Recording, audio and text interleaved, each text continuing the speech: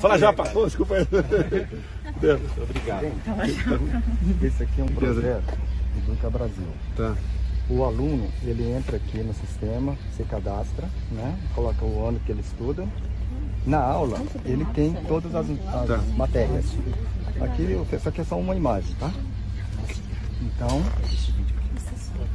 ele pode assistir as aulas e em cada tópico de aula, ele pode assistir com 3 professores com didática diferente.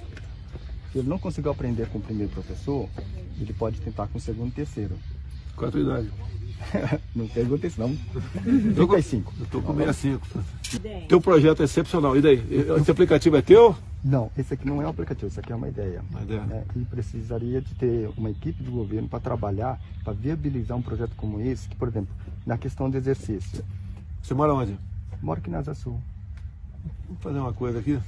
Eu posso deixar um link desse aqui e o meu contato?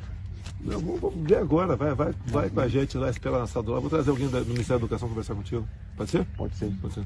Então, tá de carro aí? Tô. Vê como é que fica, comandante, para ele acompanhar a gente de carro. Obrigado, hein? Já entra em contato com a educação.